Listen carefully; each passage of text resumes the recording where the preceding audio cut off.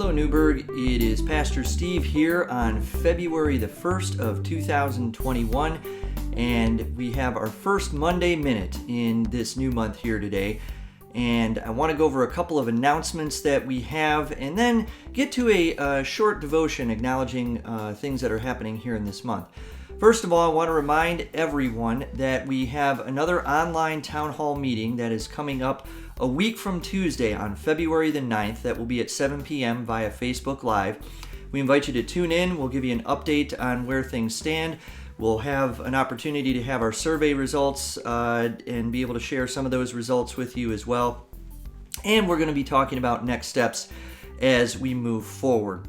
You hopefully have all completed that survey, and we'll look forward to seeing your responses and to sharing how that will shape our future here in the next couple of months here at Newburg, and how we can continue to help keep everybody safe.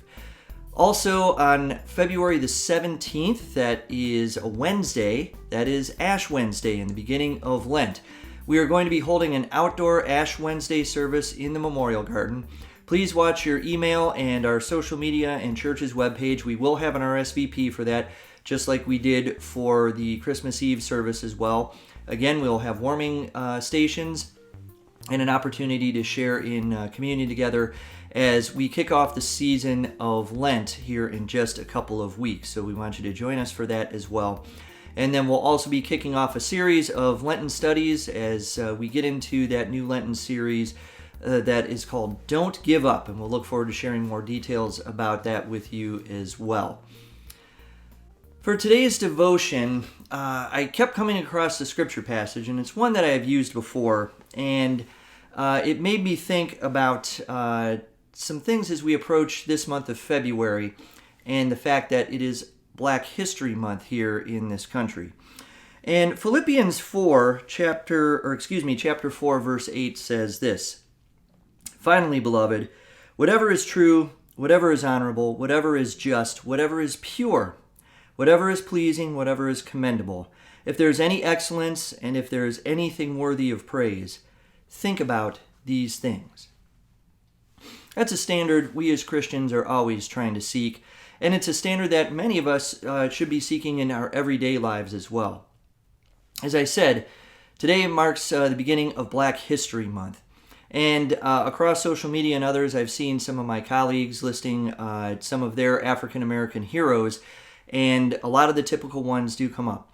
But today I want to talk about someone who is a little lesser known, but we actually mention him all the time, and it's somebody who bears my name, and that is Elijah McCoy. Not a lot of people know about Elijah McCoy, and if they do, they maybe have just heard the name. But Elijah McCoy was not a civil rights leader per se. He was not any of those things. He was an inventor. Now, the difference being he was an African American inventor, and he worked in the 19th and into the early 20th century, as a matter of fact, right here in Michigan.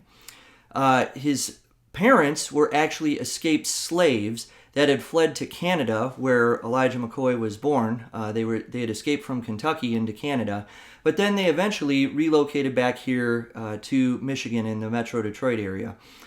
And McCoy started working on a railroad, as he was a trained engineer, but as an African American, could not find much work. But one of the things he noticed were the inefficiencies that were happening in the rail system, particularly around making sure on the steam engines that all of its joints and moving parts were lubricated, and he saw it as a tedious process. So using his engineering background, he went to work and actually came up with the ideas on over 60 patents about self-lubrication for moving machine parts. Not very glamorous work, but very important work, because it increased the efficiency of the railroads and is still a standard that we use in all of our modern engines today. Now, as an African American, he didn't get a whole lot of credit for it up until later on. But you can also imagine that once something is invented and patented and proves to work, that there are other knockoffs that happen along the way. And so, what happened was a phrase was born. A phrase that many of us say all the time, and in fact, I get that repeated to me whenever I tell somebody what my name is there. The Real McCoy. What it meant was you were getting the genuine article of those particular steam engine parts or any mechanical parts for that matter that were patented by his invention that actually worked. So the Real McCoy was the standard in those engineering times. I get people that ask me that all the time. Oh, are you the Real McCoy? And I say, the one and only. And that's because the only Real McCoy is an invention that we all take for granted nowadays. But all of our modern transportation, a lot of our modern machinery can be traced back to this son of escaped slaves who got himself an engineering degree and literally helped change the world. They don't get enough acknowledgement, nor do a lot of other people for that matter. But in this month of Black History, what we have to do is remember the overall principle that was being applied here. Are you getting the Real McCoy? Are you getting the real thing? Are you getting what is genuine? If it's genuine, then we know that it's going to be good, and we know it is going to work. As we observe Black History Month this month, in however ways that we do it, we need to remember and to honor those pioneers who fought for civil rights, who were on the forefront then and now. We need to remember that there are also other people who don't get all the credit and tend to work behind the scenes, and it is their work that makes other work possible. Reading through this passage again, it reminded me of the turmoil that we went through this past summer around Black Lives Matter and how it is that we can understand what is happening in our society today and the change that we need to make.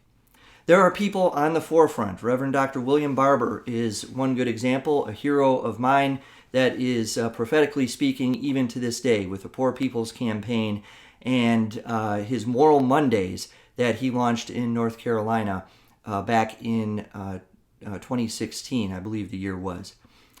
But there are many others who are doing work behind the scenes. Our General Board of Church and Society of the United Methodist Church came out very strongly to support Black Lives Matter and to make sure that we can get that message across that we need to raise all people up into equality. And that work is hard work. It requires sacrifice, and it sometimes requires working behind the scenes, not getting the credit, but holding fast to what is true. So we as Newburg Church also came out strongly in support of Black Lives Matter to help everybody know that we as a predominantly white congregation are still seeking diversity, but also still need to learn, as I have to learn, and all of us have to learn about what it means for African Americans to be living in this day and age, even on the overshadowing of the privilege that we all share. So when I think of people like Elijah McCoy or others who put in the work, we have to remember that their goal is the same as all of our goals, to hold fast to whatever is true and whatever is pure. As we share these things in this month to come, and as we prepare for the season of Lent, I think it's incumbent upon all of us in the church to be standing up for truth, to be standing up for justice, but also to be standing up for what is pleasing to God and what can lift up and bring joy to those who are in sorrow. So let's get to doing that this week, and let's get to remembering and sharing all of those people, big and small, who have helped pave the way for us to be where we are, and know that the journey is not finished. We still have further to go. If we do that, as Paul says, we can find excellence in all things, and peace can rest upon our hearts. So let's get going about doing that this week and in the weeks to come. Have a great week yourselves, and we'll look forward to seeing you back here next Monday for another edition of the Monday Minute. God bless.